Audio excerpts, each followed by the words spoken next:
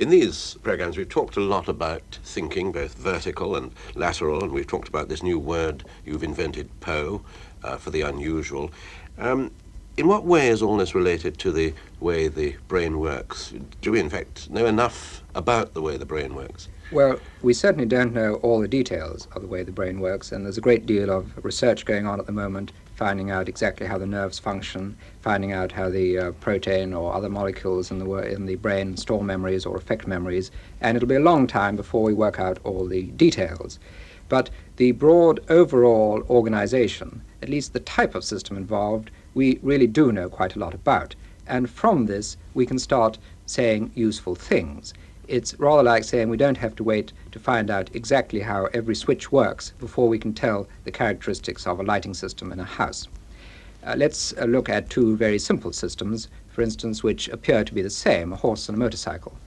Both systems you sit astride, both systems are ways for getting from one place to another, both systems you steer roughly by pulling on the front end, and so on. And yet we know that they are very different systems. You wouldn't get very far by pouring petrol into a tired horse or whipping a motorcycle which had run out of petrol. Although the person using the motorcycle and the horse doesn't know all about the physiology of a horse and the cytochrome enzymes which regulate the respiration and so on, or all about the details of an internal combustion engine, by knowing the broad outlines of the system, a person can use them effectively. And I think we do know enough about the broad outlines of the type of system operating in the brain to start making use of that information. Now, we know something about the behavior of nerve networks, of random nerve networks, of what happens at synapses and facilitation, and a lot of technical details, which suggest that it operates as a patterning system. We also know that from experiments on conditioning and so on, and other experiments, we can show that at least its perception behavior is patterning. It doesn't exclude that the other type comes in as well, but at least its perception, the way it forms ideas and images, involves patterning. And yet in our culture, in our development of thinking, we really have never succeeded in looking at it as a patterning system and making use of that knowledge. This is self-organizing.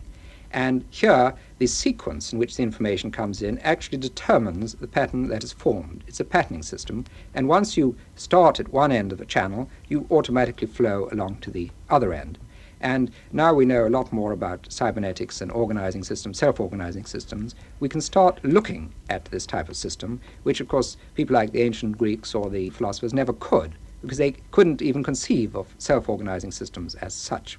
Now, we don't even need to go into all that detail to be able to see that the brain must, in some respects, operate as a patterning system. All we need to do is to look at two very important aspects of behavior of the brain, and I might say extremely important ones, which it's a pity that philosophers paid so little attention to them, and they come under the heading of humor. Now, in a sense, humor is probably the most significant characteristic of the brain, far more significant than reason, which is easily imitable by a machine. And yet you very rarely find philosophers talking about humor. And it's important from an operational sense, because humor can only occur in a patterning system.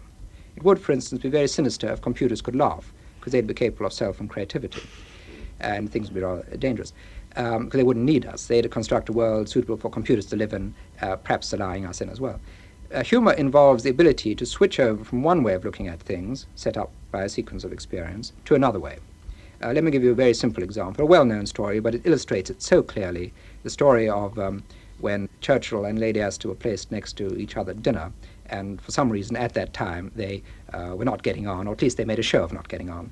And so Lady Astor said to Churchill, if I was married to you, I should put poison in your coffee.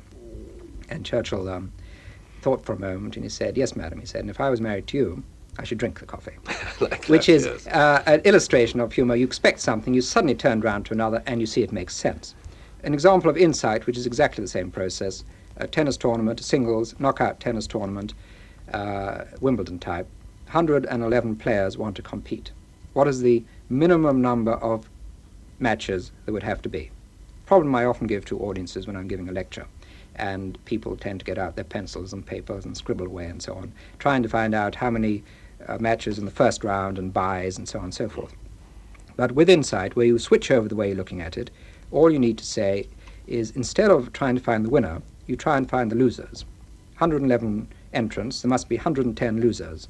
Each loser must be produced by a loser-producing game. Since there are no other sorts of game, the minimum and the maximum number of matches must be 110. Very simple. A lot of people get very annoyed at it, and I once wrote this up in a computer magazine, and I got furious letters from all over the world saying it could not be so. Both these are illustrations of a patterning system switching over from one way of looking at things to another, and they can only occur in a patterning system.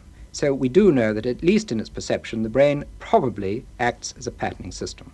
And if that is so, we need to develop devices which encourage the better use of a patterning system, and we don't have such devices, and this is what lateral thinking is all about. We've talked before about the ability of the child to have these sudden flashes of insight, call them what you will. Do you think there's a possibility that the educational system irons out these great flashes of relevance? Yes, I think that is possible, perhaps through no fault of its own. The difference is that young children, and by young I really mean up to the age of about 9 or 10, do actually think. Adults don't usually think. An adult goes through his sort of filing system of experience until he finds the file with on its cover the situation which he's facing, and then he just reads out what's in the file. He just goes through a long chain of what should be done. Now, children don't have these long chains. They only have very short chunks of experience, which they've got to fit together. And you fit short chunks of experience together with ideas. Therefore, a child's thinking is full of ideas, which he uses as links between his experience. Adults, because their experience is longer, they just find the right file and just zoom through it, repeating what's been said. Now, in education, after the age of about 10 or 11, teachers take life much more seriously because there's exams to be studied for and syllabus and so on. And so they operate this matching system, which is back to our yes-no thing, that the teacher puts out something, maybe ideas, processes, facts, and so on, and then the pupil has to come back with something, some sort of output, some sort of answer. If this matches what the teacher has put out, then that's right. If it doesn't match, which may mean it's wrong or different, it gets no credit. So the pupils very quickly learn to play the system. They learn to come back with the right answer. They start believing that there is only right answers, that anything which doesn't match the right answer is automatically wrong, because there really is no compartment which says different. It doesn't operate in a matching system. So we've got a system where, for very good practical reasons, teachers operate this sort of judgment, the matching judgment, and this is very necessary because it's the only practical form of judgment. We've got that system. The teachers are trying to do their best within the constraints of the syllabus and the exams and the structure. The pupils are doing their best by playing the system, being good at it, which is after all what intelligence is about, and there really is no area where thinking, different answers, creativity, and so on is encouraged.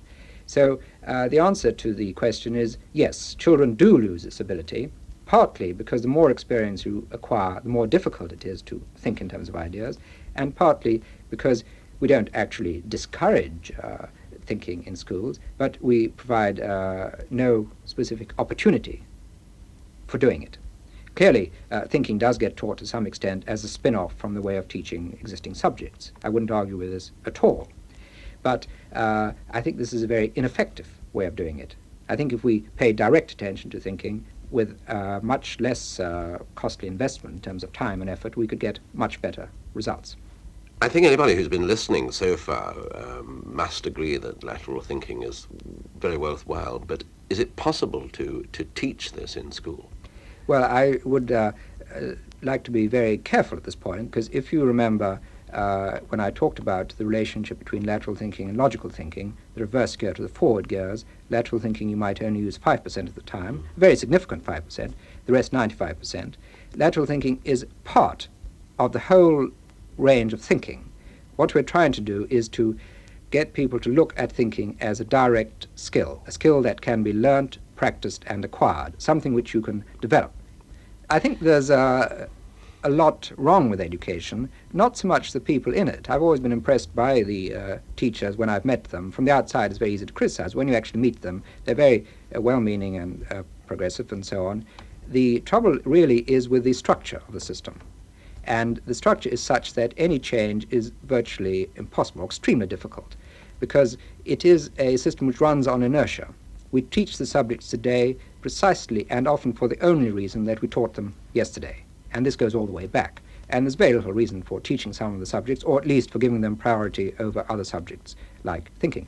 But even so, I wouldn't like to say, let's stop what we're doing and change to something else. My attitude would be, let's do what we're doing, but in addition, let's create a channel, an oasis, a bypass, where in addition to what we're doing, we can teach a subject called thinking, which will allow people to develop the practical aspects of thinking as a skill.